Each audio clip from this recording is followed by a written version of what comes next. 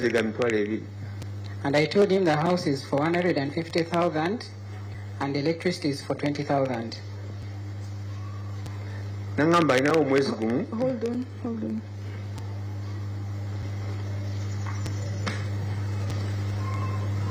So, where are these houses located? Enyumba ezo zisangibwa wa? Bunga. In Bunga.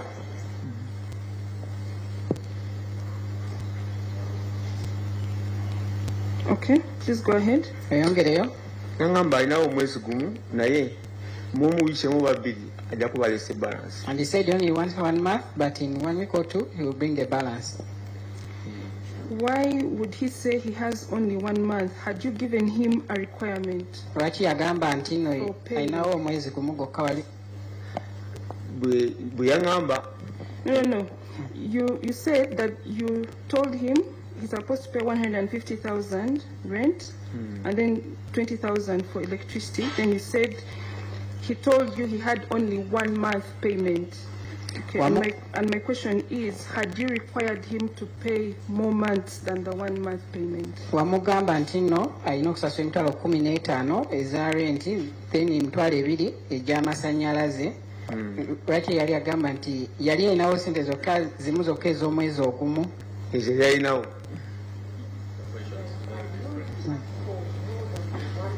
Yali yakusaba okusukka emyezi ogumu.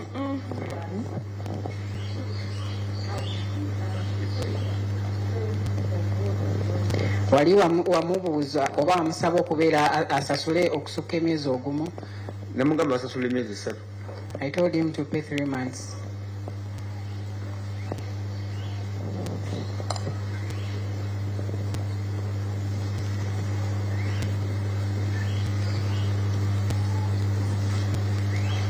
Yes, go ahead. Yes. Oyongereyo. Nangamba kasukaleta kugumu watawo banga lyangambira wichemu babiri ajja kuleta balance omulala. And he said after 1 week or 2 weeks I'll bring the balance. Wali wakaitawo wichemu naleta. Then after 1 week he brought the money.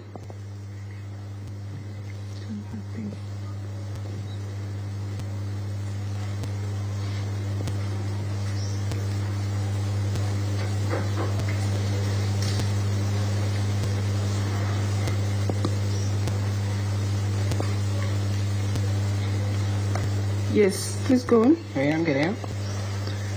Bwaleta nemugamba nkuwa receipt. And I asked him, can I give you the receipt? No. And he said no. How did he pay you? What was the mode of payment? Yakozesa ki okuba nga akusasula? Yayita cash. Yayita sente z'obuliwo.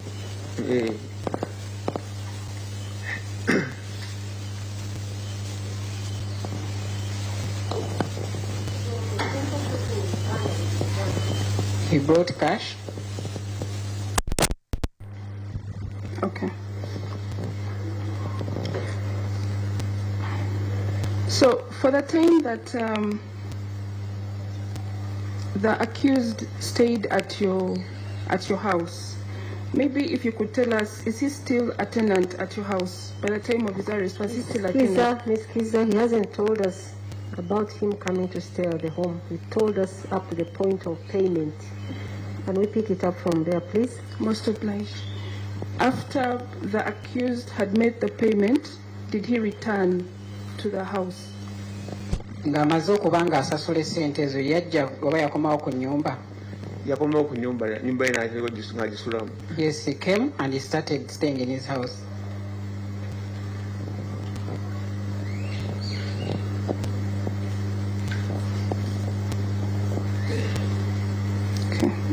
Is he still a tenant at your house? Era akyali mupangisa ku nnyumba zo? Nedda. No. When did he leave? Yavaayo ddi? Ogwokusatu awo wiiki ng'emu bbiri. In the month of March. Which year? In the first week or the second. Mwaka ki? 2026. In 2026. Okay. For the time that the accused was a tenant at your houses, how was he relating with the neighbors or the people around? Mu kiseera ekyo yali nga omusibe ono nga asula oba nga apangisa ku nnyumba zo yali akwatagana atya n'abalirwana mu kitundu ekyo? Yali muntu mulungi nnyo. He was a very good person. What do you mean? Kiki otegeeza? Yali nga ava ewuwe bulungi n'ababuuzaako abaana abato bawe bali awo n'abakwatakwatako nderi n'agenda. As he was leaving his home, he used to greet people, and he also used to touch also on the children.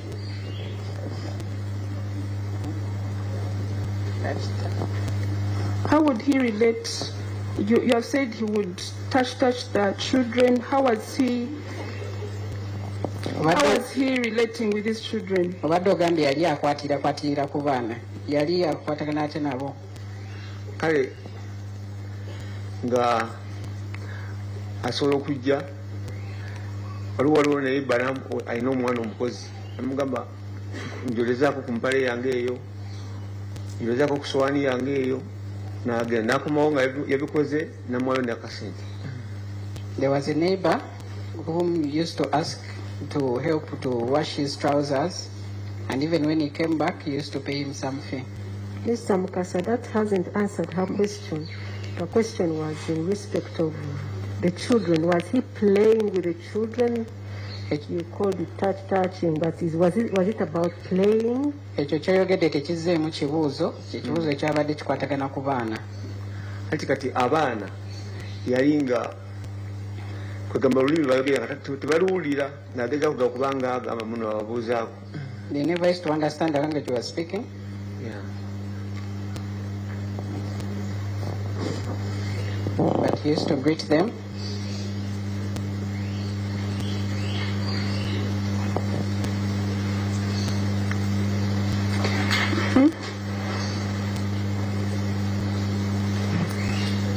And you talked about he would give things to the neighbor to clean for him. What do you mean? Wayogedde ku nsonga nti yali awa ebintu by'okubeera ng'abiwa omulirwana okumwoleza. Kiki obadde otegeeza? Okumuyambako. Explain. Nnyonnyola. Kwegamba nga ye tasobola kubikola naye ng'alina okubiwa awusigale amuyambeko. He never used to do them, but he used to give the house girl to help him. What would he ask the house girl to do for him? Kiki yali asaba house girl okubeera ng'amukolera? Okumwolezaako oluusi empale n'omwolezaako essowaani ye n'ekikopo. At times to wash for him his trouser or even the cup and the plate.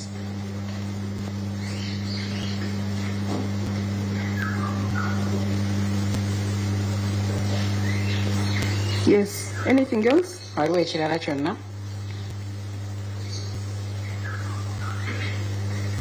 Kyeyakola. Okay. The time that the accused was your tenant, did he receive any visitors? Would he have people come to visit him?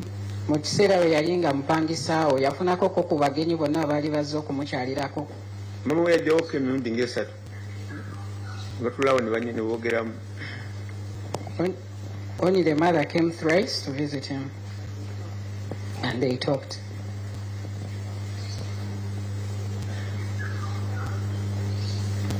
Yes? Yongereyo. Bamala balinga balinnya nze nga sibawanyuvudde nga nvawo ne nkola ki. As they were conversing, naye nkola ebyange. Would the mother stay? Nga bawo katono n'agenda. she was there for a short time and left.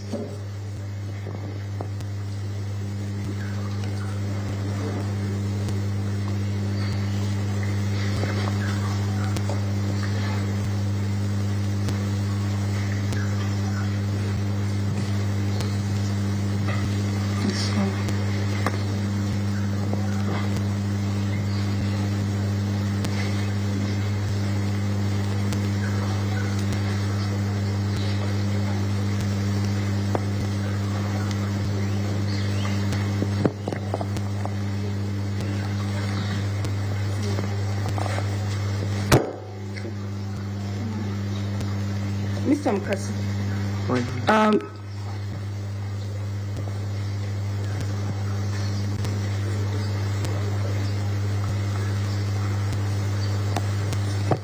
Let's proceed, please.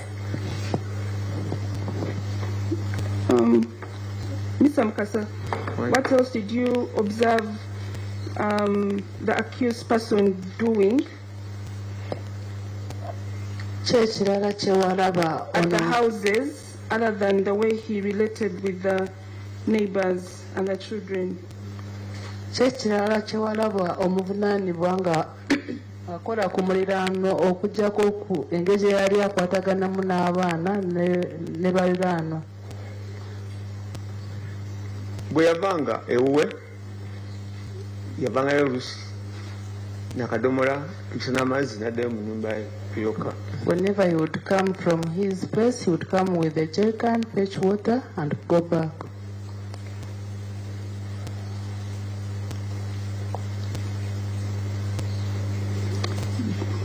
Where was he fetching the water from? Amazzi yali agasenawa? Ku tap ewaka. At the tap at home.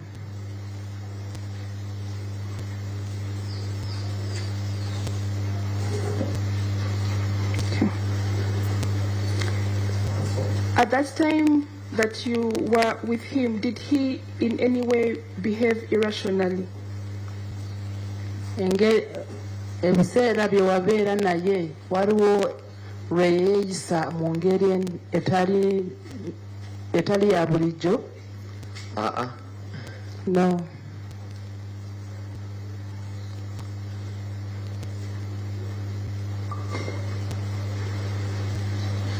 Okay.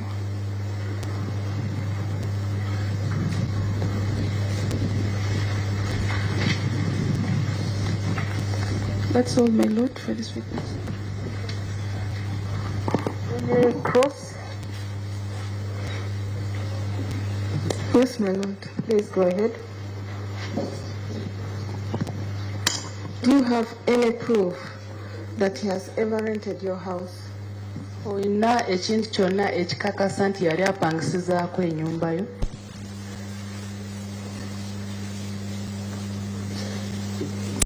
Kubanga pozi. That's okay. Do you stay in the same compound? I don't have. Let them first interpret. I don't have because. Do you stay in the same compound with the tenants? Obeera mu luggya lwe lumu n'abapangisa? Yes. What time do you work in Owino? Mu Owino okolayo ssaawa mmeka? Nina ssaawa mukaaga kitundu musanvu. I go between 12:30 to 1.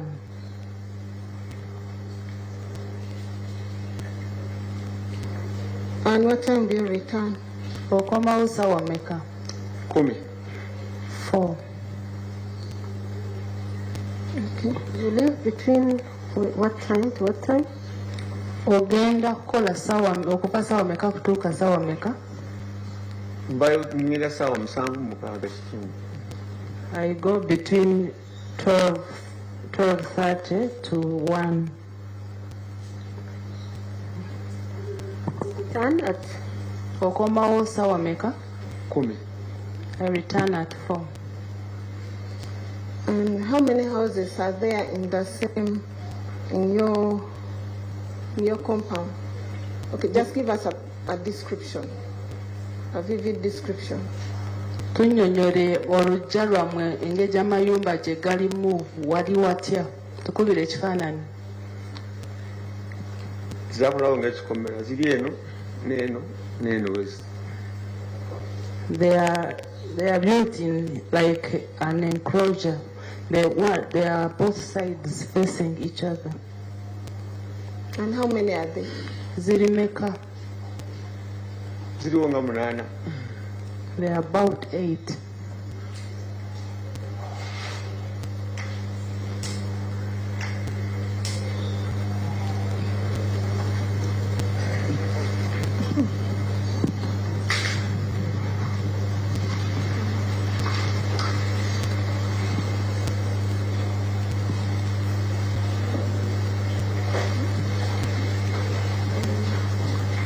Do you have any qualification in psychiatry? Oyina obukugu bwonna obukwata ku bujjanjabi bw'obwongo? I don't have. That's all, my lord.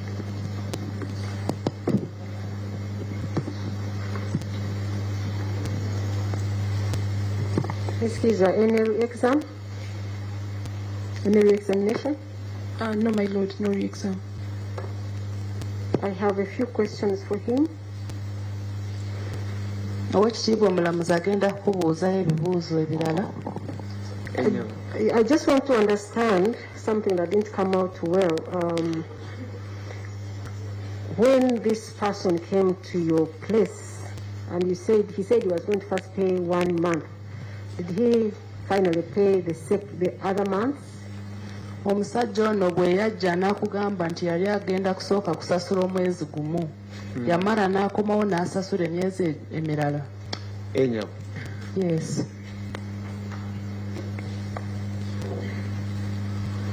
So he paid for 3 months, and for how long did he stay there? Yasasula emyezi 3 naye yabeerayo bbanga ki? Okumala bbanga ki? Yabeerayo emyezi 3 kati gwokuna yamala wiiki emu kitundu n'agenda. He stayed there for 3 months, and the 4th month he had spent only 1 week and he left.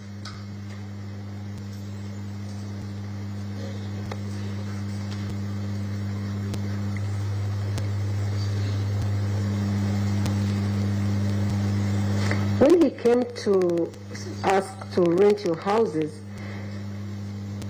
did he disclose to you, did you get any documents identifying him? Bwe yajja okupangisa ennyumba ewuwo, yakulaga ebiwandiiko ebyali bimwogerako? Bwe yamala okusasula ne mugamba agende wa chairman. After he had paid, I asked him to go to the chairman.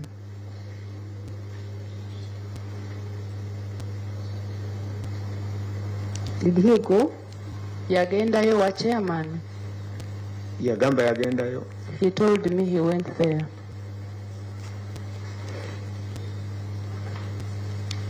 So did you get to understand the kind of work he was doing? Did he have any job?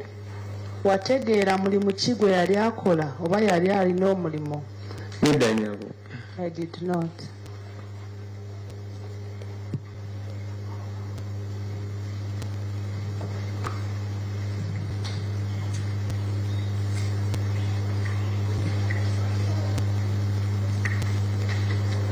That says for you leave your house between 12:30 and 1 to go for your work. Would you leave him at home, or he would leave the house in the morning?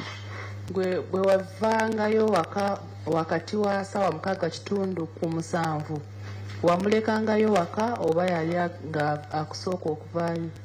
Yasookanga okuvaawo. He would leave before me.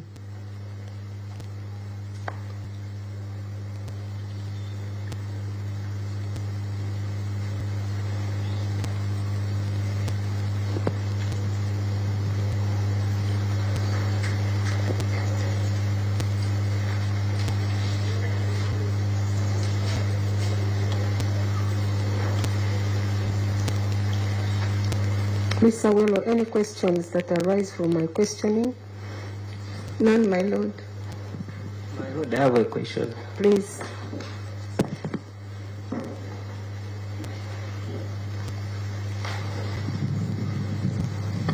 It's called him. It's called Mr. Mukasa. Mukasa Paul. Yes, sir. Was this your first time to deal with this man on that village? Did that arise from my questioning? Okay. It didn't arise from my questions. Let me ask another question. You talked about LC1 chairperson in your evidence. Did you introduce him to the chairperson LC1? Mu bujulizi bwoga oyogedde ku chairman LC1 gwe wamwanjulayo eri chairman. Yangamba yagenda agendayo. He told me he was going there. Answer the question. Did you introduce him to the chairperson? Damu ekibuuzo oba wamwanjula wa chairman oba nedda? Nedda. I did not. Was that the first time to interact with that man? Mr. Kumbuga, please don't reopen cross-examination. I gave you an opportunity to ask anything that may have arisen from my question, so don't reopen cross-examination. Much obliged, my lord. I end there. Ms. Kiza, any questions arising from my questions? No, my lord. Nothing. Mr. Mukasa, thank you so much for giving us your evidence. You can step down. Mwami Mukasa webale nnyo okutuwa obujulizi osobola kugenda n'otuula.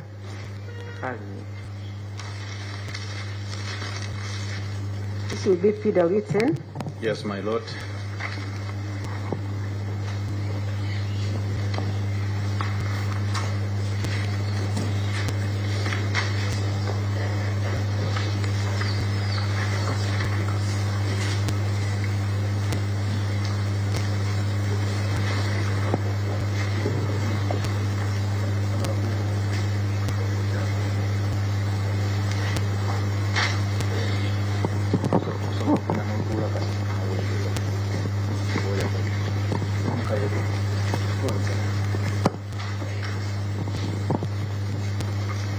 Good afternoon, sir. Osibyotana sebo. What's your name? Bakuyita ani? Nze Makayi Joel. How old are you, sir? Oyina emyaka meka? Ena emyaka 31. I'm 31 years old. And what is your religion? Osoma dini ki? Ndi Protestant. I'm a Protestant. Okay, you're going to hold the Bible and swear and to speak the truth. Genda kukwata Bible olayire nti ogenda kwogera mazima. Yohanike, ugambe nze. Nze Ekera amanyago. Makayi Joel. Ndayira mu linnya lya Katonda. Ndayira mu linnya lya Katonda. Obujulizi bwengenda okuwa mu kooti eno. Obujulizi bwengenda okuwa mu kooti eno. Obukwatagana ku guno omusango. Obukwatagana ku guno omusango. Gagenda kuba mazima. Gagenda kubeera mazima. Era mazima meereere. Era mazima meereere.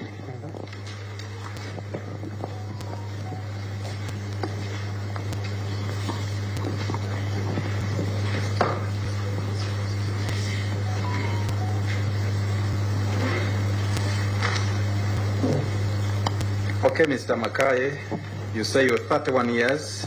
Yes, sir. I request you to speak a bit louder. Ojja kwongera ku ddoboozi. Where do you live? Obeera ludda wa? Mbeera Kisaasi.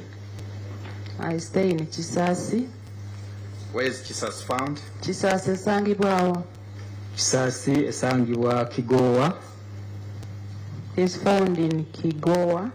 Nakawa, Kampala district. In Nakawa, Kampala district.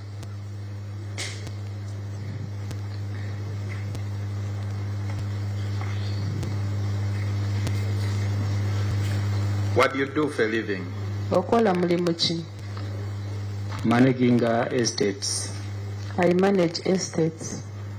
You manage which estate, Mr. Makayi? Managing estates ki?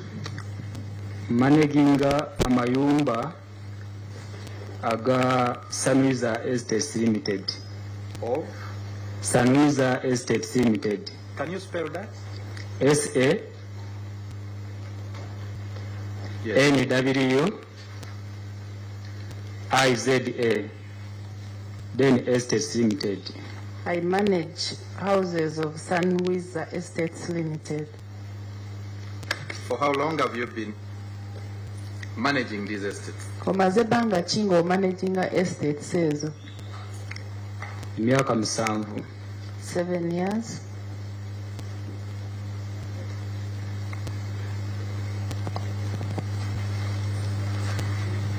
Mr. Makayi, do you know the accused person? Omanyi omusajja atudde wali gwe bavunaana? Mumanyi. I know him. Who is he? Yani.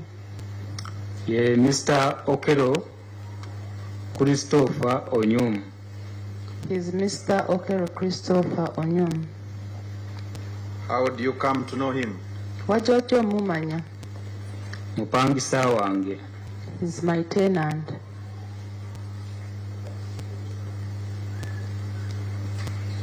Your tenant where? Mupangisa woewa. Chanja. My tenant in Chanja. How did he come to be your tenant?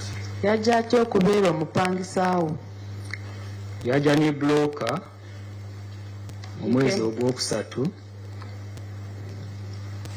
He came with a broker in March. March which year? Mwaka ki? Omwaka guno. This year, March 2026. Yes. Ngayagala okupangisa ennyumba. He wanted to rent a house.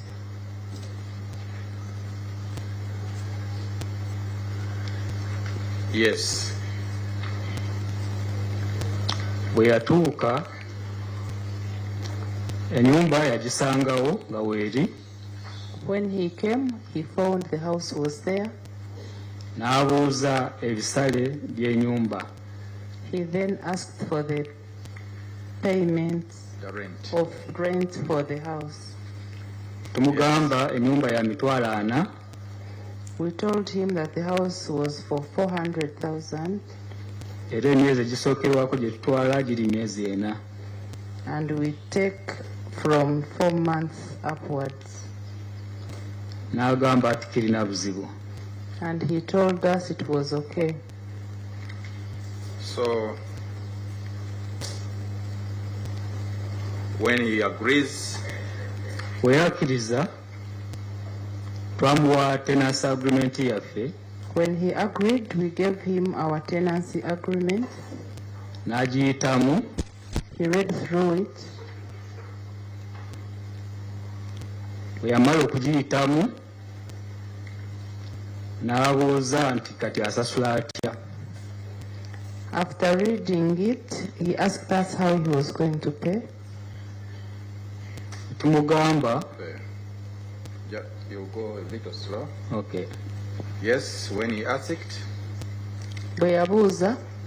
Tumugamba esente tetutwala cash. Okay, can you please talk for yourself, not we?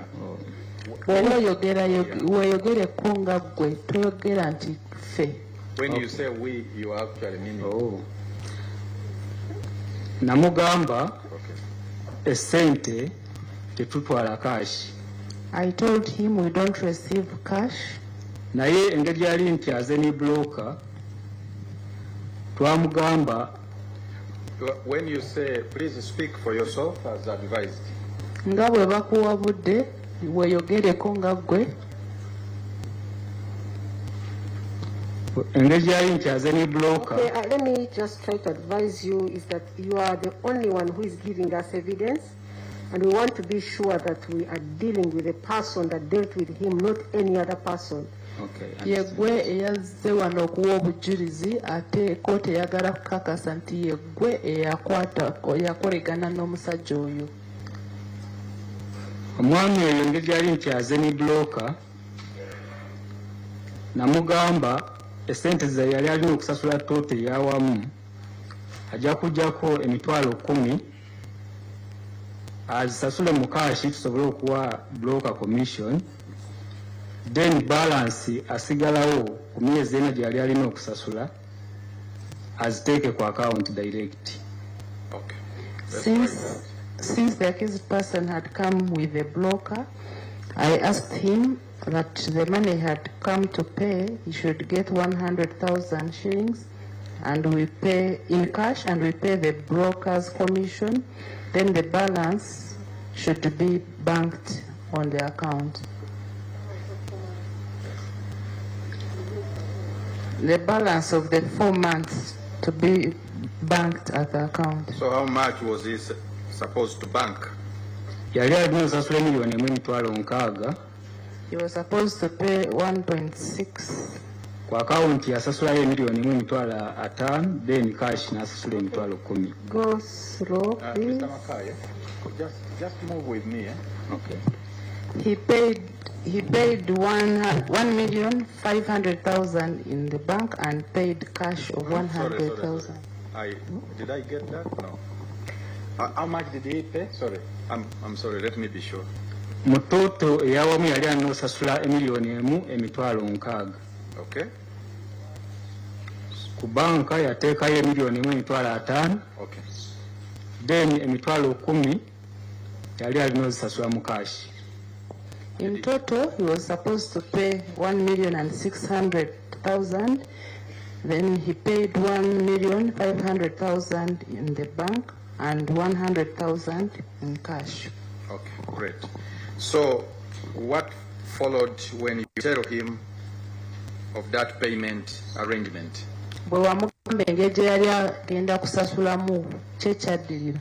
Yasaba account number. He requested for the account number.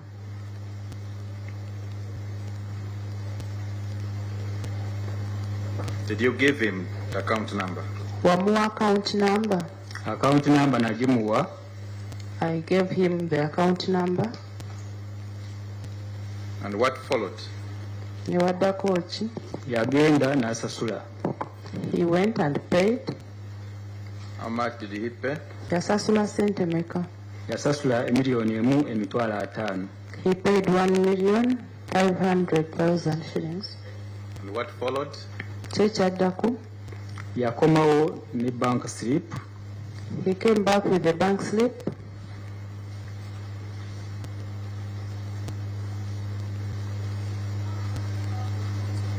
And what followed? Yampa bank slip eyo nampa $10,000 ze twali tulina okusasula broker. He gave me the bank slip and gave me cash of $100,000 to be paid to the broker.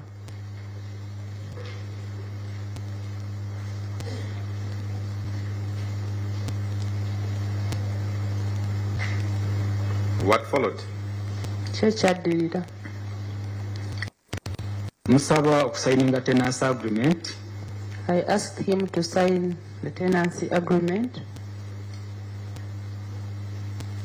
Did he sign it? Yagisigninga. Yes, we yagisigninga. He signed it. What followed? Nemusaba kubimukwatako. I asked him for his identification documents.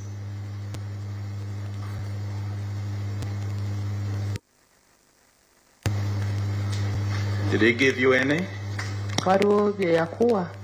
Yampa passport. He gave me passport. Nga ya America. American passport. Nampa driver's license. And a driver's license. Nayo nga ya America. American driving license. What followed?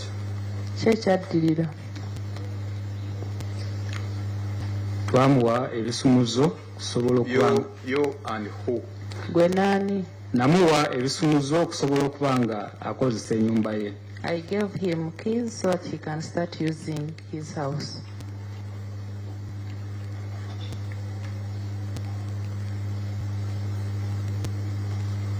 Did he enter the house?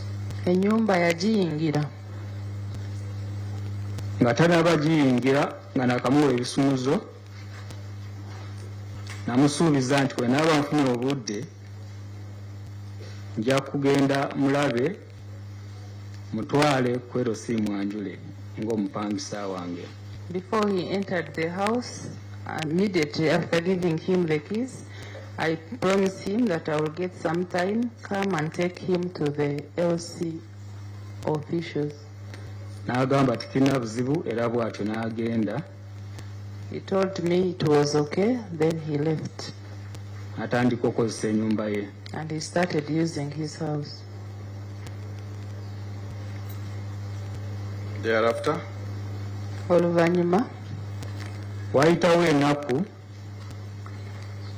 After some days, ningendayo era nimusanga nga waali. I went to his house and I found him there.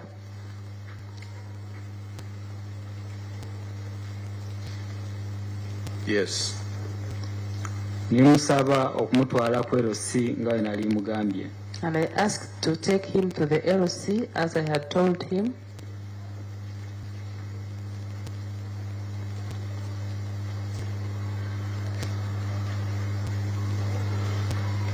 Yes. He asked me, is the LC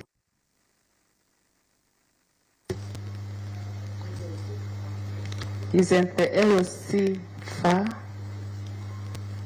Thank you. Yes. Nimugamba siwala. I told him it was not far.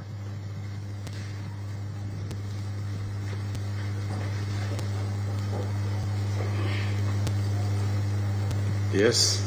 Yakiriza. He agreed.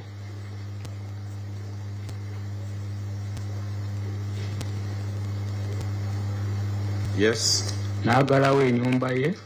He locked his house.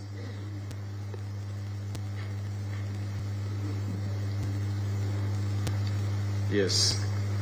Ningenda naye ku LC. I went with him to the LC.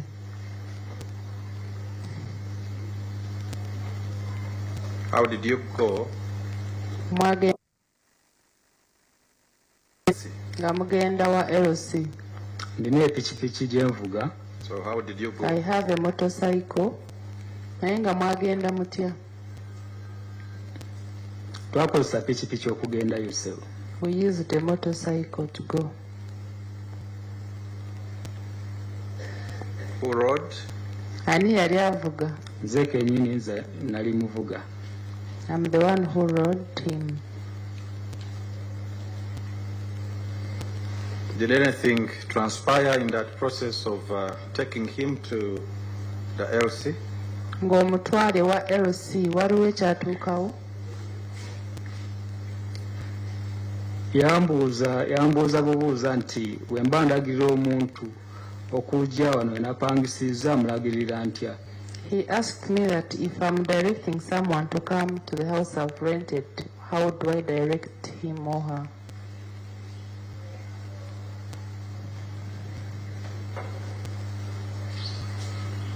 Yes. Omugamba nti ogenda Kyanja Ring Road. I told him that you tell that person that you're going to Kyanja Ring Road.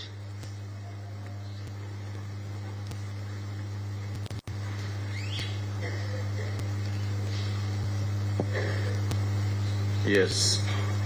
Nimubuuza gw'obadde obeera wa. I asked him where he has been staying.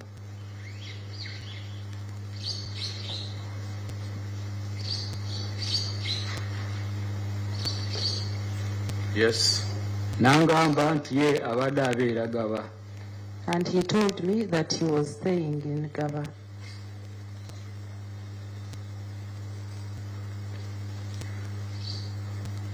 Yes. Nti naye obudde obusinga ebiseera ebisinga abadde tabeera mu Uganda abadde abeera America. And he told me that most of the time he was not staying in Ggaba, but he was staying in America. Uganda. He was not staying in Uganda. He was not staying in Uganda, but he was staying in America. Yes. Bye twasobola okwogezaganyako n'omwami oyo nga tugenda ku LC. That's what we talked about with the accused person as we went to the LC.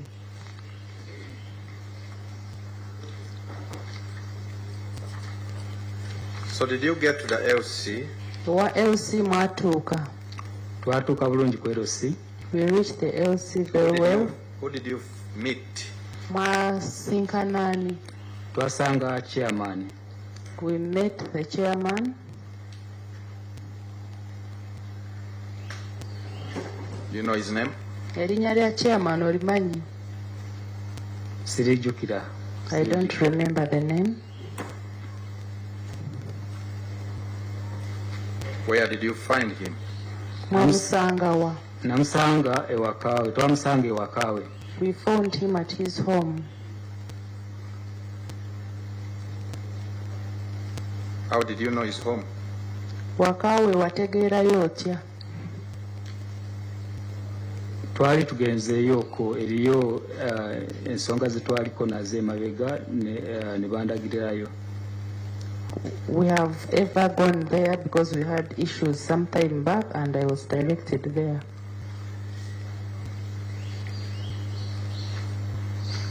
What happened at the chairman's? Nga mutuuse wa chairman kye kyaddirira. Chairman twamusangayo. Yes. We found the chairman home. Tumweyanjulira. We introduced ourselves to him.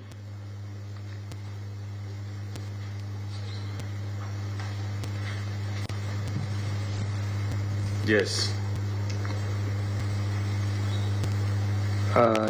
Ekirungi ennyumba yali azimanyi, ennyumba ze nali omwani ze yali apangisizaako yali azimanyi. Good enough, he knew the houses where the accused had rented. Yes. So nimugamba nze avunaanyizibwa ku nyumba ezo. I told him I was the caretaker of those houses.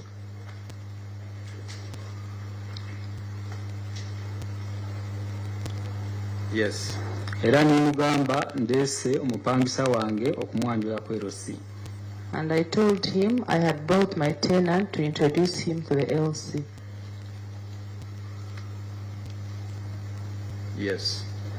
Chairman namubuuza amannya ge. Chairman asked him of his names.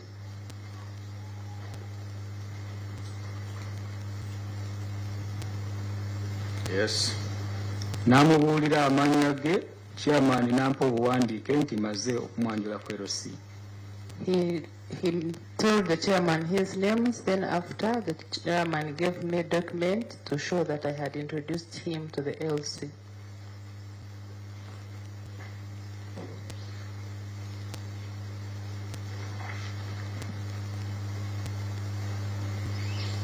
What followed? Twamalirizaawo twakomawo naye. After that, we came back together.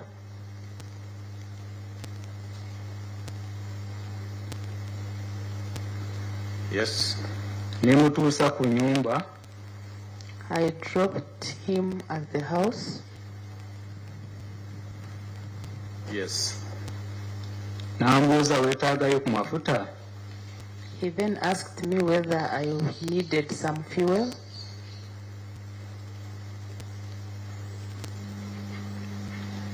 Yes. Nimugamba tafaayo nali ndinamu amafuta. I told him not to worry because I had some fuel.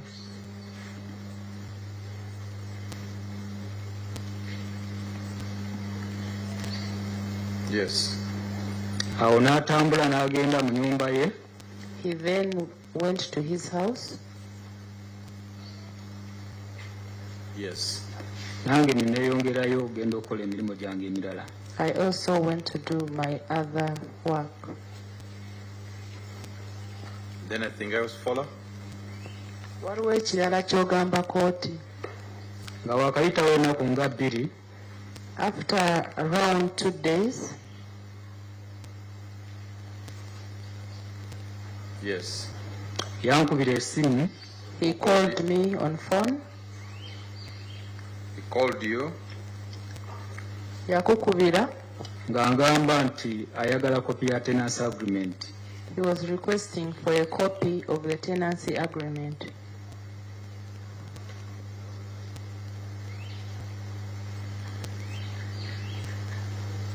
Okay. Namugamba ngenda gimutwalira. I told him I was going to take it to him.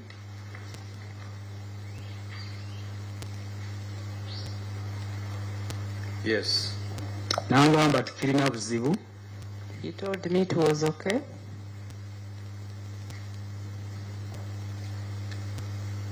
Yes. Yangamba tikirina buzibu naye ebiseera ebisinga ye tatera kusiibawo. He told me it was okay, but most of the times he would not be there during the day.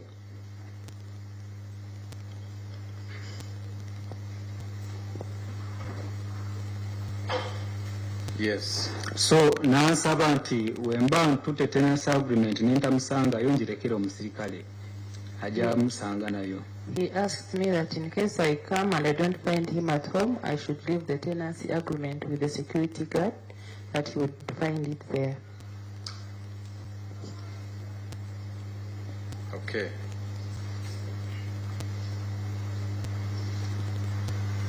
Did you take the tenancy agreement to him as requested? Tenancy agreement wajimutwalira nga bwe yali akusabye.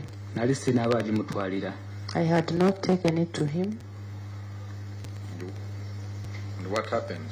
Kyatuukawo. Lwaki tewagitwala? Tenancy agreement eyo sinza agisayiningako ng'omuntu. I'm not the person who signs on that tenancy agreement.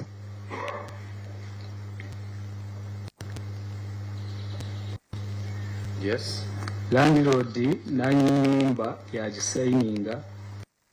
Landlord or the owner of the house that signs on the tenancy agreement. Then nsobola okumuwaako copy. Then I can give him a copy.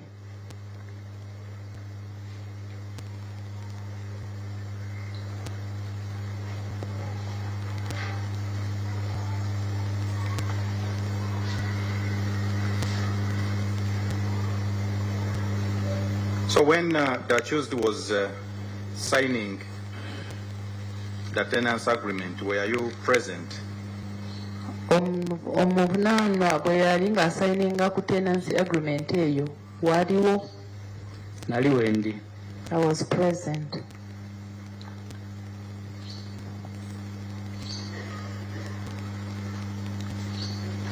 And after he signed it, what followed? Ng'amaze okugisayininga ki ekyaddirira?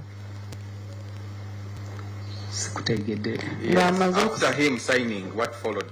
Where did it remain? Ng'amaze okusayininga tenancy agreement eyo yalagawa, yasigalawa? Tenancy agreement nagisigaza. I remained with the tenancy agreement. And what followed? Ki ekyaddirira? How did you handle it after? Wamala n'okola ki? Landlord yamala n'agisayiningako. The landlord later signed on the tenancy agreement. Was that in your presence? Waliwo ng'asayiningako? Naliwo. I was present. Who else signed? Ani omulala eyasayininga? Tewali mulala okuggyako landlord ne Mr. Okello. There is no other person except the landlord and Mr. Okello. And after the landlord signing? Nali ndina okufunamu kopi ntwaliddeko Mr. Okello kopi ye.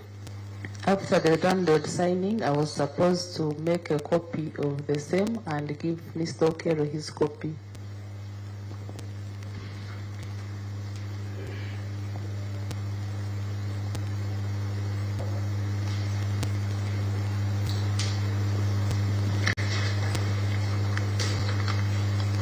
Do you have the tenancy agreement that you signed with Mr. Okello? Olina tenancy agreement gye wasayininga ne mwami Okello? Njirina. I have it. About the LC letter that you were given after introducing him to the LC? Ate ebbaluwa chairman gye yakuwa ng'omaze okumwanjulira Okello? Nayo njirina. I also have it. Please, okay, first keep it. We will come to it.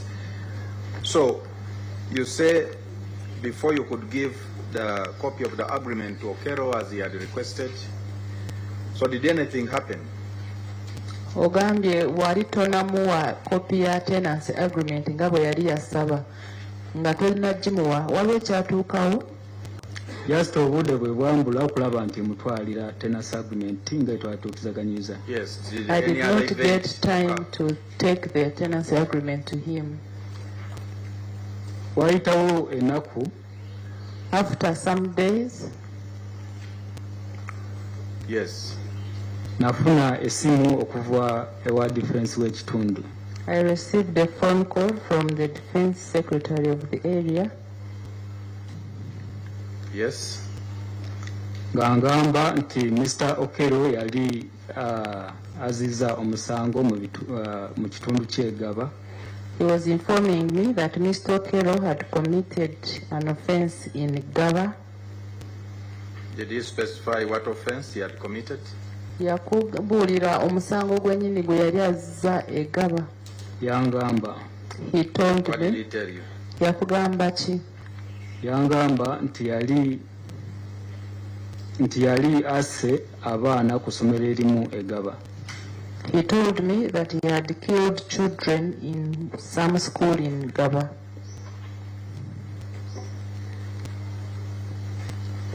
What else? Kyekirala. Mukunkubira essimu eyo yangamba nti baali baneetaaga ku nyumba. He also told me that they needed me at the house. Yes. Era ne bangamba nti ngende ne kopi y'ebisumuzo. And they asked me to go with a copy of the keys.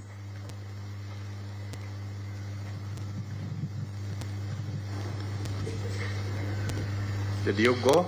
Wagenda nabo bakusaba. Nagendayo. I went there. What did you find? Nosanga ki? Nasanga police. I found police. Where did you find the police? Police wagisanga wa? Police nagisanga ku nyumba.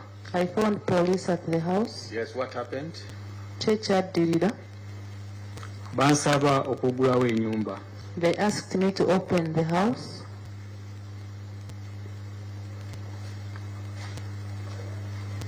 Where was Okello? Okello yali ludda wa?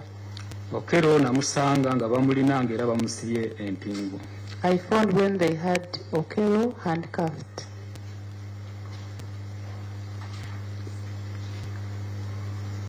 Why didn't they use Okello's key? Lwaki tebakozesa kisumuluzo kya Okello? Bangamba nti yali abagambye nti ekisumuzo yakisudde. They told me that he had informed them that he had lost his key. So what followed? Kyekaddirira. Upon being requested to open. Nga bakusabye okugulawo ennyumba.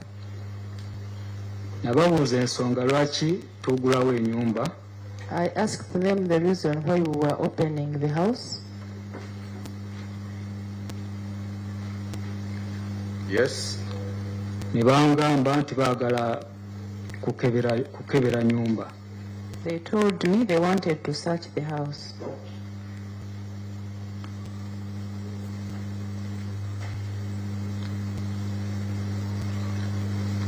Yes. Engeri Mr. Okello we yali nti aliwo ekiseera ekyo. The fact that Mr. Okello was there at that time. Yes. N'abapoliisi we bali. And there were police officers. Yes. And the defense wali. Together with the defense. Yes. N'agulawo ennyumba. I opened the house. Yes. N'agulawo ennyumba ne batandika okugikebera. When I opened the house, they started searching it. Yes. Bagikebera ne babaako n'ebintu bye baasangamu. After searching, they found some items. Yes. Ne babipakinga era ne babiwandiika. They were writing the items. Yes. Ne babipakinga. They packed them. Yes. Era olwamaliriza. Then after packing,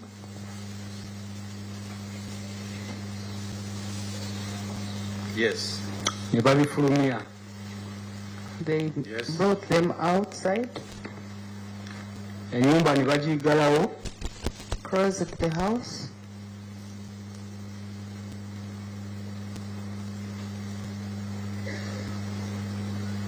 Yes. Bagenda n'ebintu ebyo ni mwami Okello. They went with those items with Mr. Okello.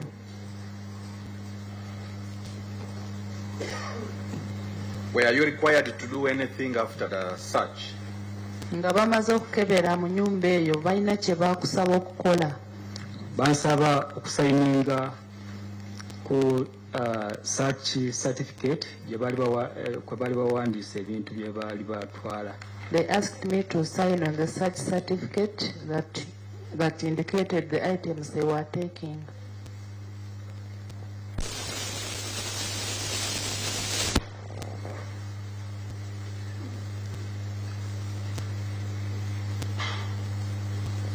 Do you remember some of the things that they took to your memory?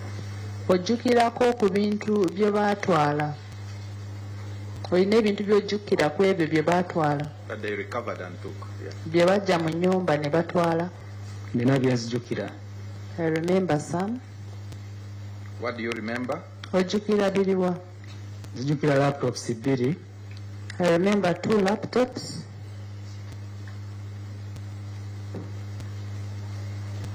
Yes. Nzijjukira flash. I remember a flash. Yes. Nzijjukira foiro eyalimu empapula. I remember a folder that had a folder containing papers. Yes. Nzijjukira ebiso. I remember knives. Ebiso bimeka? Sijjukira muwendo mutuufu. I don't remember the number. Okay. Nzijjukira amasimu 2. 2 phones. Yes. Ndowooza byebyo bye nsobola okujjukira kati. That's what I can remember now. Among the documents, do you remember any specific documents? Ate ku biwandiiko olina kiwandiiko ky'ojjukira.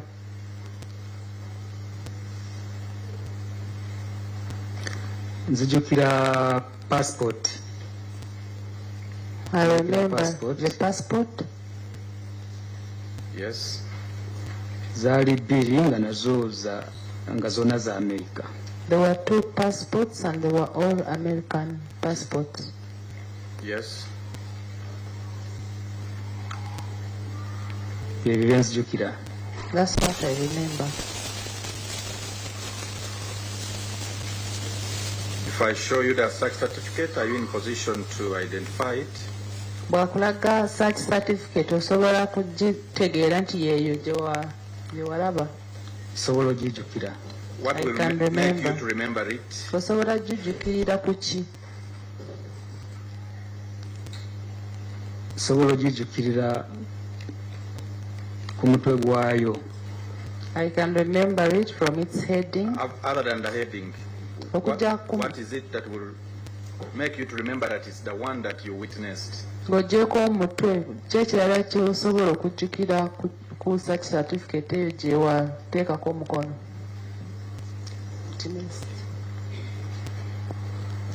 Does it bear your signature? Eriko omukono gwo? Omukono gwange kwe guli. There is my signature.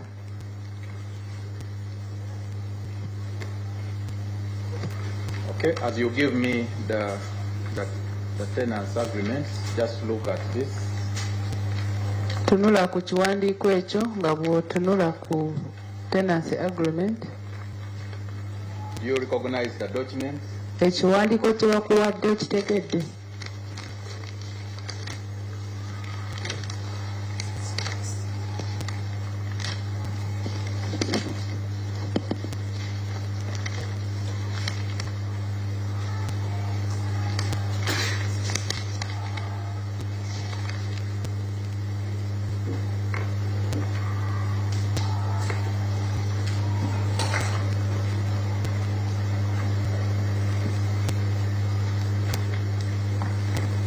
Kitegedde ssebo. What is I it? have. Kiwandiiko ki? Search certificate. It is a search certificate.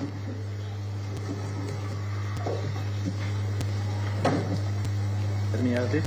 Just a minute.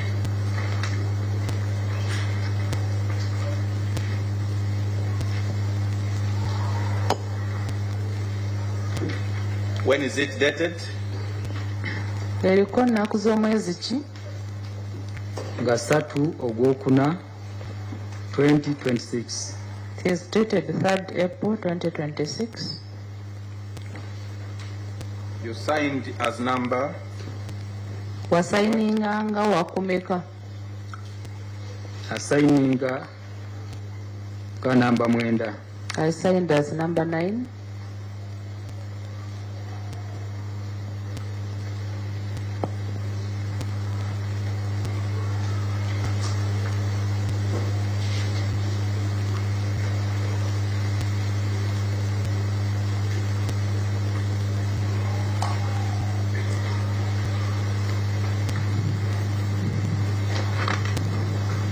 I applied to tender the certificate as an exhibit.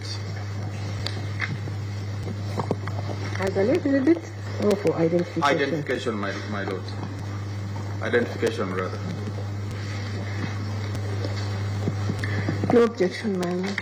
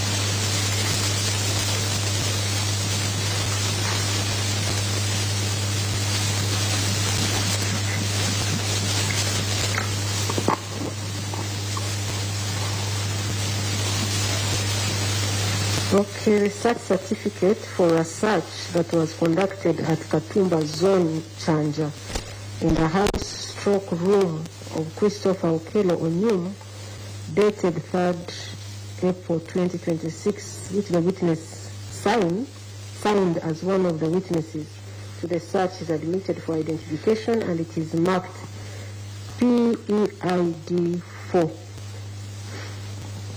Most obliged. Search certificate je signing nga bamaze kukebera ku nyumba ya Okello ate nga wasaako omukono bagikkiriza nga gy'otegedde nga gy'olabye n'otegeera. Okay, so as we wind up, the LC letter that was issued by the LC after you introduced Mr. Okello, to whom was it handed? Ekipapula aba LC kye bawandiika nga omaze kwanjulayo Okello bakiwandiikira ani? Kiwandiiko ekyo kiwandiikira kampani gye nkoleramu. The document was written to the company I work for. And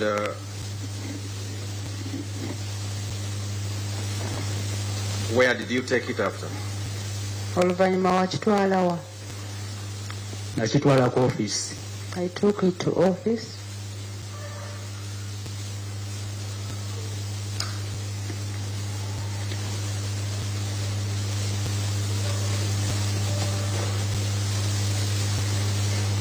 So how are you in position to identify the copy that you gave to the police?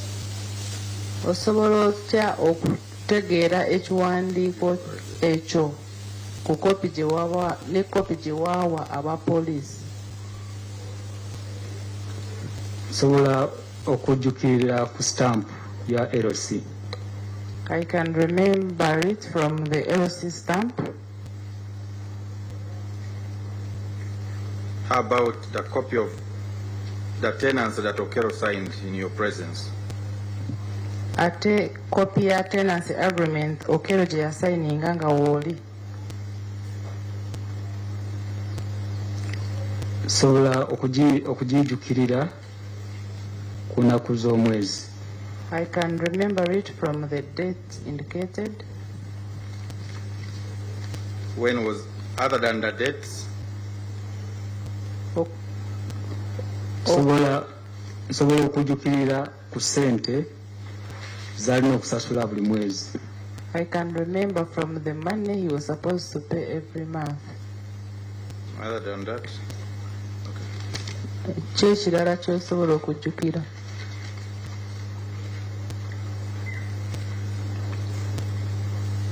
Sobola okujjukira ku ebyo. That's what I can remember. About the passport that Okello gave you? Ate passport Okello gye yakuwa?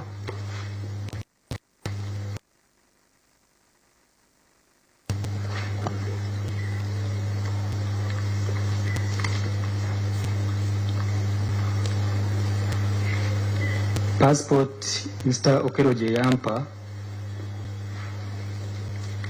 sobola gijjukira ku kifaananyi. I can remember the passport from the photo. Whose photo? Ekifaananyi kyani? Ekifaananyi kya Mr. Okello. The photo of Mr. Okello. Look at the documents. Empapula ezo zitunuleko. What is the one on top? Esooka kungulu yeki? Eya LC. Is the letter from the LC? When was it authored? Bagiwandiika ddi? 26 Ogwokusatu 2026. It was written on 26th March 2026. Is it stamped? Kuliko stamp. Of which LC? Is stamped LC yawa. The stamp ya LC yawa. Chanja Katumba Village. The stamp is for Chanja Katumba Village. Got the next document? Yenda ku kiwandiiko ekiddako.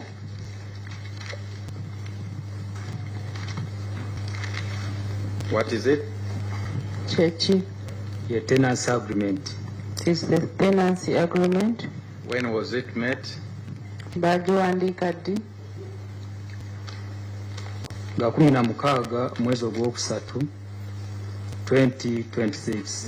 It was made on 16th March 2026. Got the last document? Genda ku kiwandiiko ekisembayo.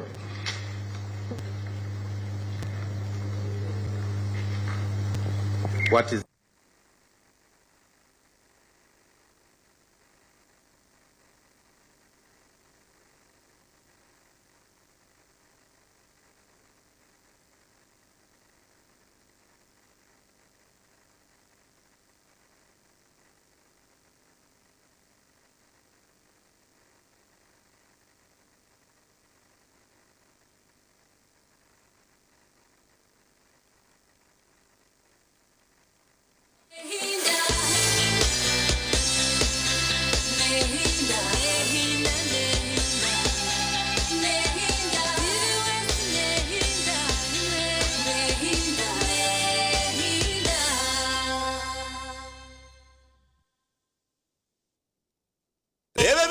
Tangaze kwamisiriza omukago omutawuni ya Rubare ntungamo ebirabiri na kimwe byo kwakana oku cyaza kutogota kitafundikire obwo ba boda boda ba Rubare Town Council barukuritana n'aba boda boda ba Rwetobo Town Council nabwanyi materebo mupira kwa kasisimuko okwabereza ba TV West na Radio West barukuritana n'abakozi ba Nyakaejo Sako ompira kwa tarikana patono gwesa kuzana kunjimwe ngwaza master teacher Ivan Murungi yateba emipira yombi eryache cha Rubare akatare wanyuma y'omupira twena nokwegeranzura aha New Bump Hotel okushemererwa mpaka Bushesere hari abeshongozi nka Vale Music, Famous K, Shine Omuchiga, DJ Inox, Mr. White Party, ba MCs, DJs n'aba comedians okutamu n'umusha kandi meza n'emitwera 25 haro ebyo kunywa byona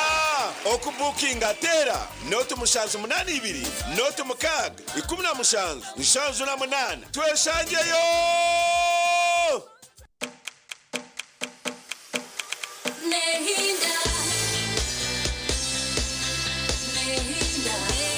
Passport also indicates Onyum Christopher Okello.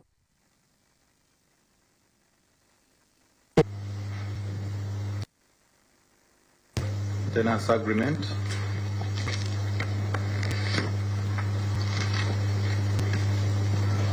The LC introduction letter.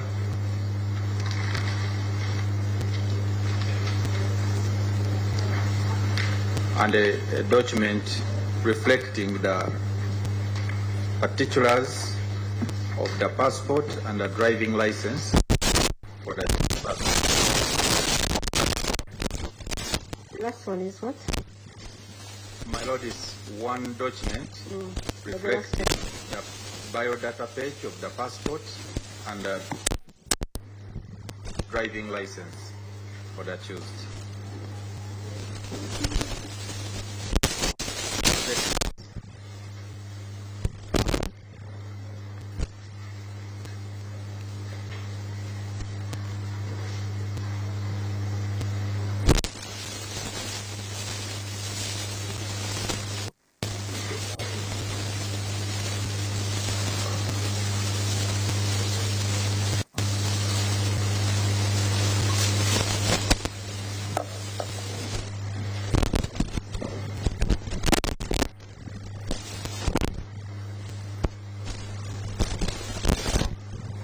Yes, Mr. Humka.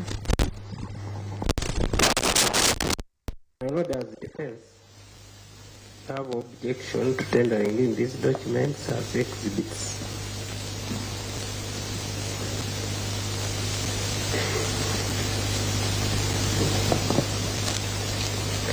One, the tenancy agreement the photocopy.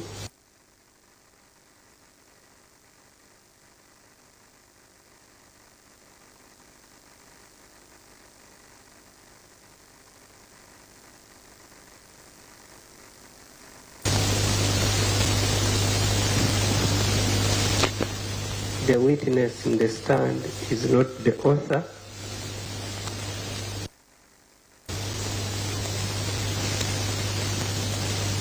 Three,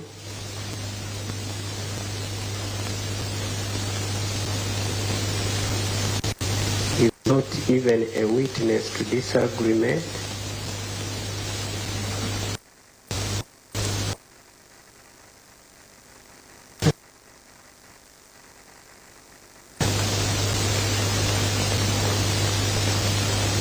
My Lord,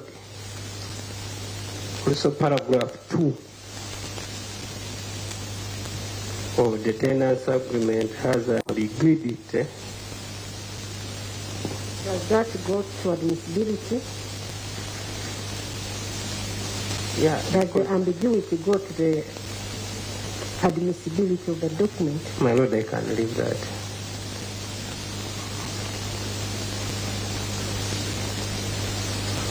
My Lord, the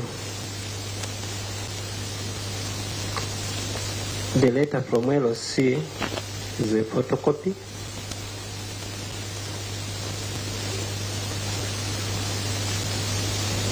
There is only a stamp and signature of the chairperson. There is no signature of Mr. Okello, the alleged Okello. The witness understands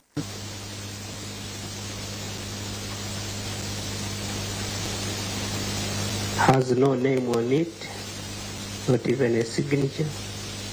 Therefore, is a total stranger to this agreement or letter.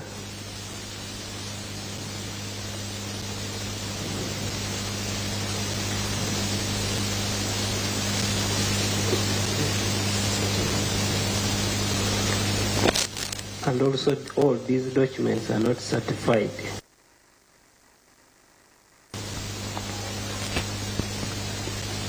Who would certify that document? My Lord, it could be the LOC. No, I thought you meant the other attachments, the driver's license and the passport, or you're still on the LC letter? My Lord, the LOC letter. You're still on the LC letter. And also the agreement. Okay.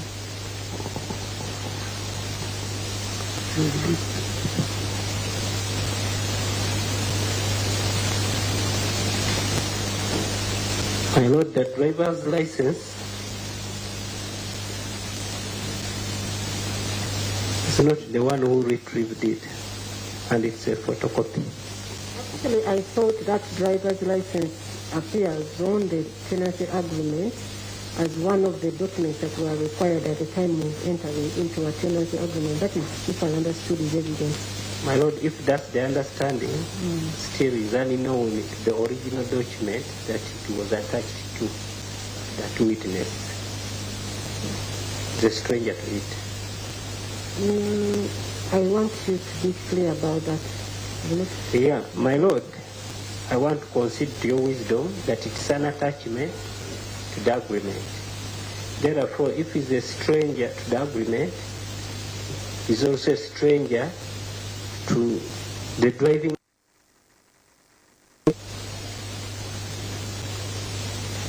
And therefore, my Lord,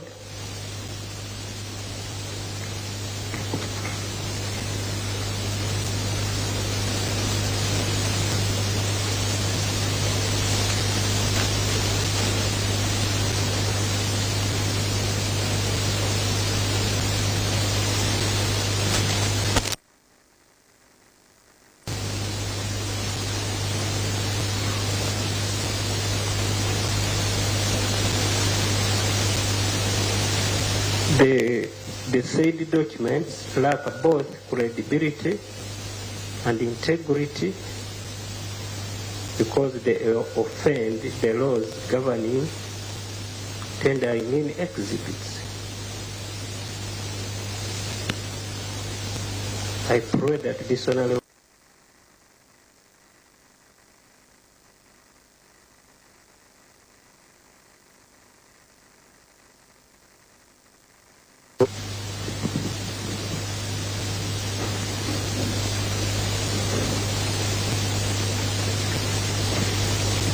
Mr. Morgan, let me have your reply. My Lord, a very brief one in that. I think just answer to the issues. Why is it a photocopy? Where is the original? My Lord, the witness has testified that he is not in the ordinary custody of the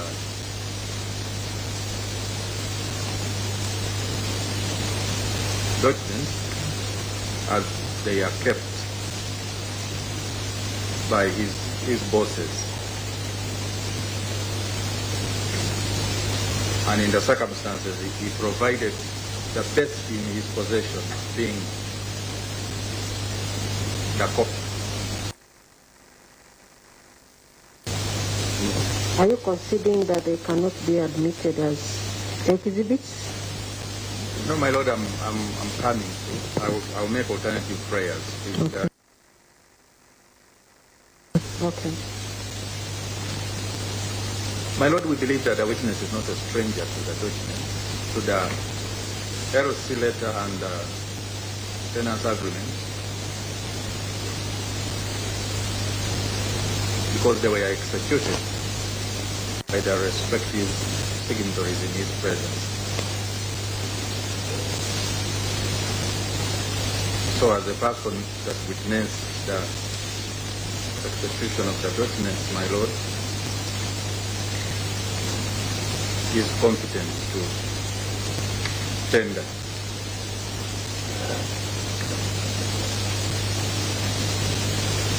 But my Lord, if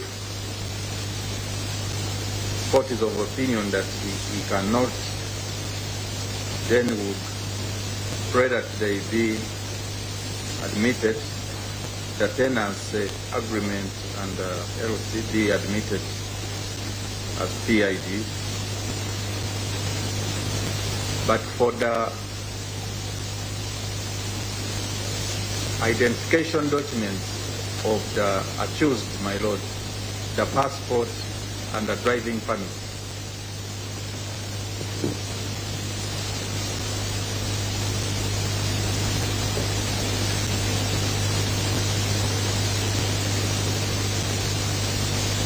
these are documents handed to the witness as copies.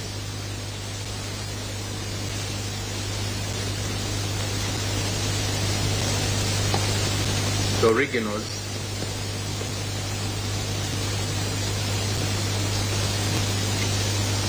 being in custody of the accused.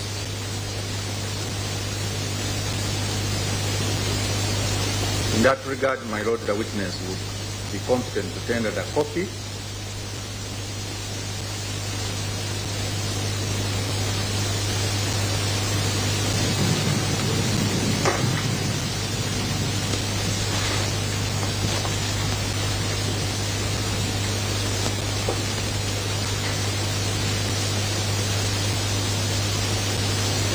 But still, my Lord, if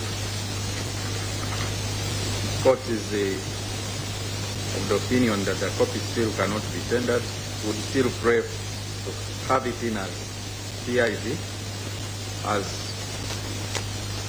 it's clear from the search certificate that the originals were recovered by police. We can always tender and have them admitted at that stage.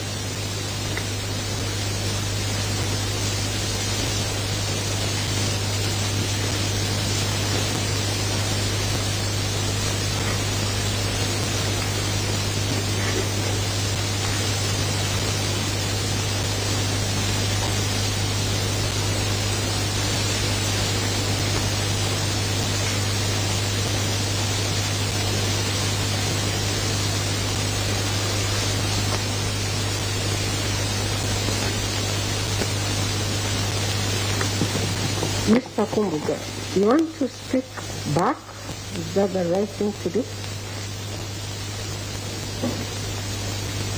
My land colleague,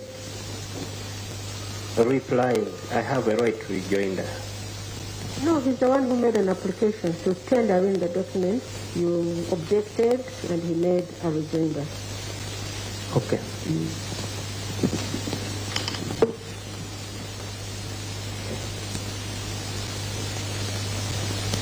Omuwabi wa gavumenti abadde asaba kooti ekkirize baleete tenancy agreement, LC letter, ne kopi ya passport ng'eriko kopi ya pamiti babireete ng'ebizibiti mu kooti, naye oludda lw'omuwabirwa bakiwakanyiza nga bagamba nti tenancy agreement eyo si original bayokyamu, nti ate omujulizi ono ali wano teyawandiika ku ndagaano eyo, nti ate teyasayiningako, ekitegeeza eyo endagaano batagimanyi. Ku LC leeta n'agamba era nayo bagyokyamu nti waliwo stamp ne signature bya chairman, naye tewaliwo signature ya Okello oba ey'omujulizi ali mu kooti. N'agamba nti bino ebiwandiiko byonna tebabizaayo kubiteekako stamp eraga nti bituufu. Oweekitiibwa omulamuzi n'amugamba nti driving license baali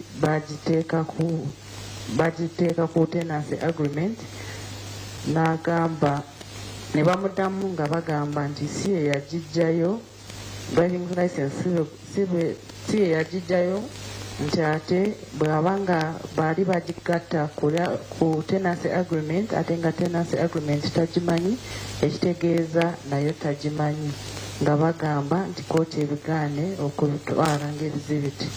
Omuwabi wa gavumenti n'agamba nti omujulizi ye aleese ebyo byokka bye yali atereka, kubanga ebisinga bakama be baali babitereka, era ng'agamba nti bo bakakasa nti omujulizi ebiwandiiko bino abimanyi olw'ensonga nti babiwandiika nga waali, nti omujulizi ono ali mu kooti abadde asobola kuteekayo ebiwandiiko bino bijjenga ebizibiti.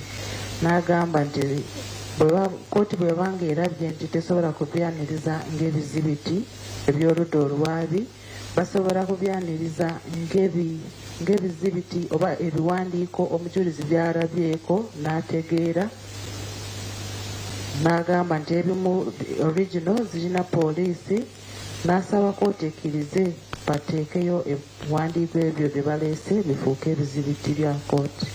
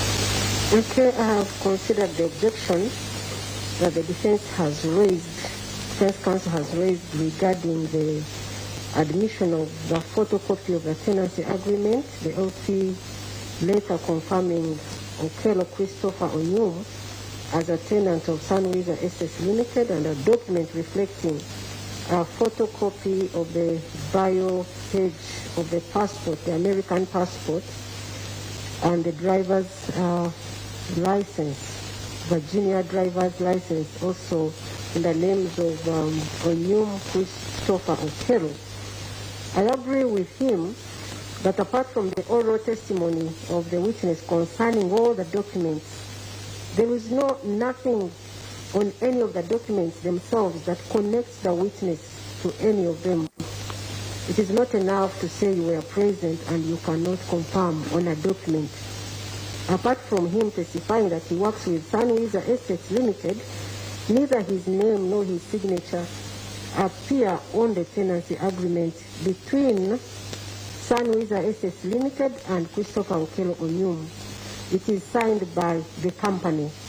He clearly is not a competent person to tender in the documents as exhibits. Regarding the LC, tendering that agreement as an exhibit, regarding the LC letter of Mr. Tabula Christopher, the chairperson of LC1 of Katumba Village, LC1 in Chanja, it confirms that Mr. Okello Christopher Onyum had been introduced tenant of Sunwiza Estates Limited.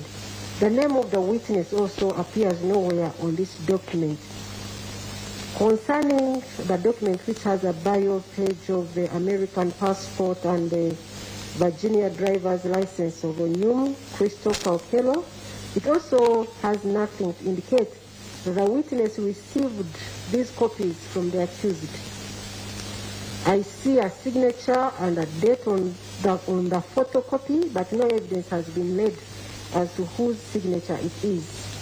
In light of the above, I agree with counsel for the accused person that the witness on the witness stand is not competent to tender in the documents as exhibits. However, I will admit them as identification documents and I mark them accordingly. The agreement, the photocopy of the tenancy agreement is marked PEID 4A, a photocopy of the LC letter of that could be 5A.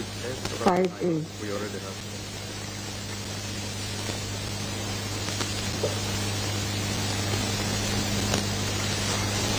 Mr. Morgan, what was 5? What 4 was the sex certificate? Yes, thank you. That is 5A. Thank you so much. So the PEID 5A, the Tabula Christopher, chairperson of Katumba Village LC1, confirming Mr. as a tenant of Sunwiza Estates, is also marked PEID 5B. PEID 5B, a photocopy of the bio page of the American passport of Onyum Christopher. That document containing both documents, that is the passport and the driver's license, it is also marked PEID 5C. Most obliged.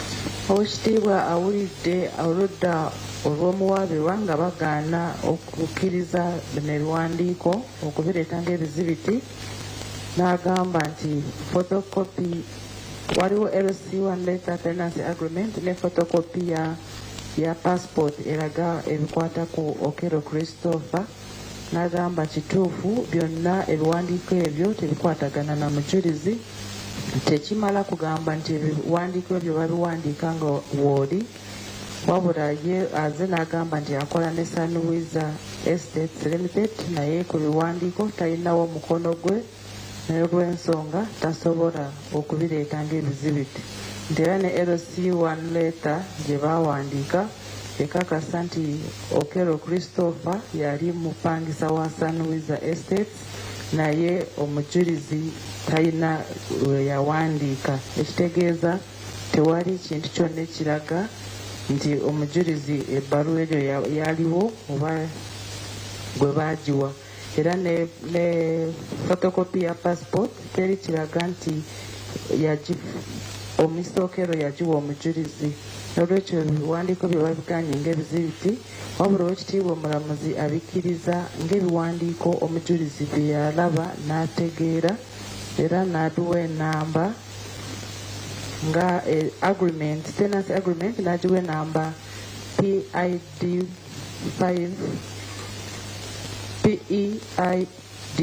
5A LC data nebera PEID 5B, then photocopy ya passport ne driver's license nebera PEID 5C. Okay, so Mr. Makai, Yes, sir. you said accused them to enter your premises in March. Within that period, when you first saw him and when he was arrested and you were called for a search, how many times have you interacted with him as a person? Ogambye nti omwami Okello yajja ku mayumba gammwe omwezi ogwokusatu era n'abuuza okuva lwe yayingira mu nnyumba ne lwe baakuyita nga bakugamba okugulawo ennyumba.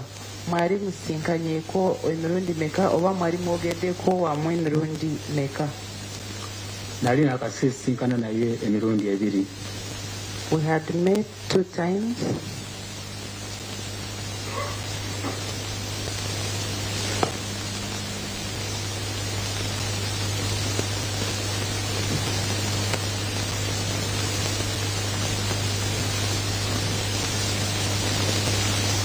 Hello, that's all. Thank you so much. It is 4 o'clock.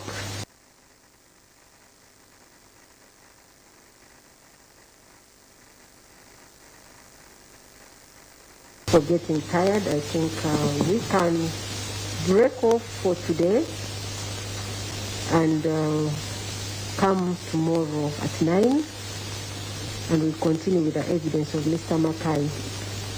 Ziweze sawa 10 ate koti tena kufuna kawumula okugenda kufuna ekyokulya. N'olwekyo olwaleero tukomye wano tugenda kuddamu enkya sawa 3.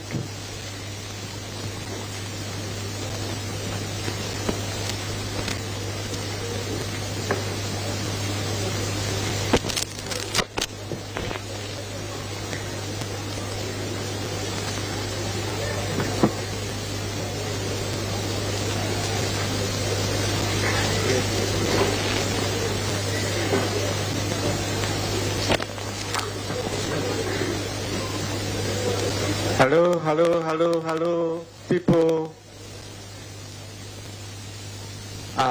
Thank you. Please, before the judge stands to leave, kindly keep the respect. Because you begin shouting, you don't know whether our judge has left, please.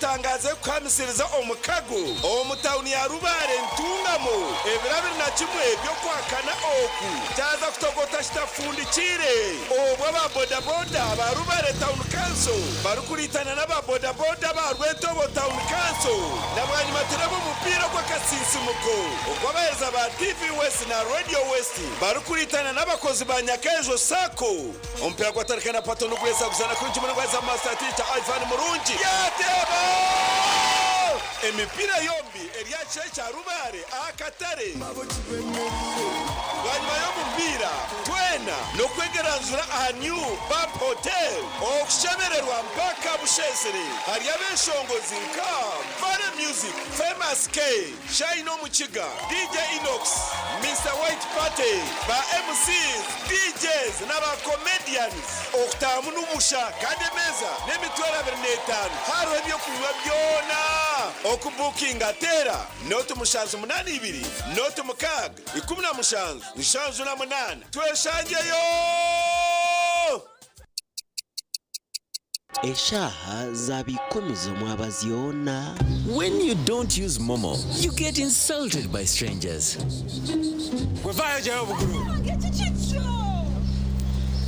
Save yourself from insults. Use the Momo app or dial *165*3# to pay and enjoy zero charges below 5K. That's the power of Momo.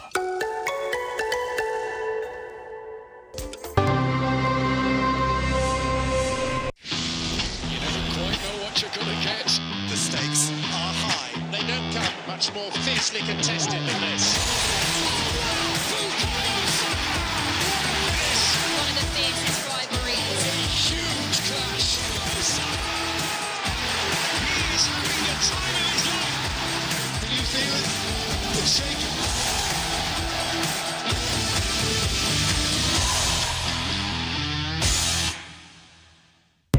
When you don't use Momo, you get unwanted surprises. Save yourself from unwanted surprises. Use the Momo app or dial *165*3# to pay and enjoy zero charges below 5K. That's the power of Momo.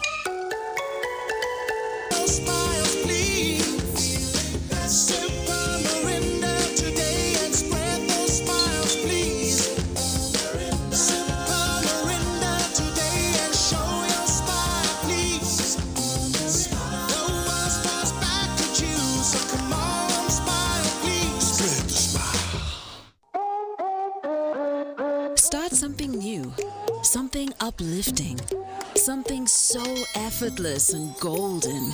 A thirst-quenching burst of sweetness and malty flavor, so rich and full of memories. It's 100% taste, zero alcohol. Try it, savor it, feel it elevate every moment. Sip after sip, gulp after gulp. After all, life's about turning ordinary thrills into golden chills.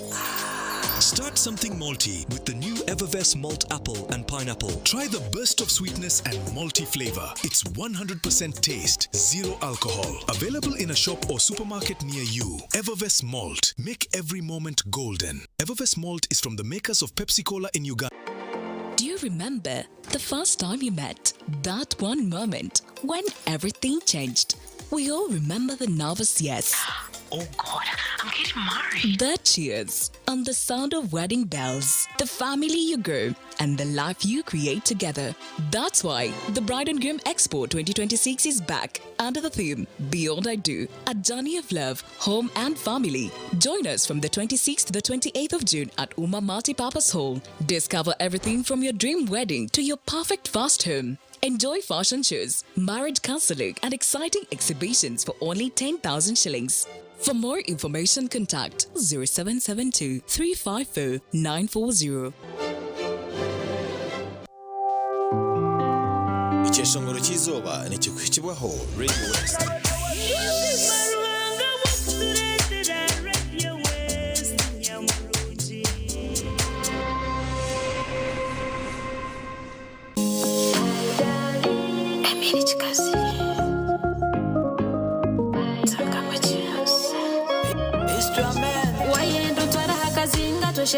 Where they cannot find us.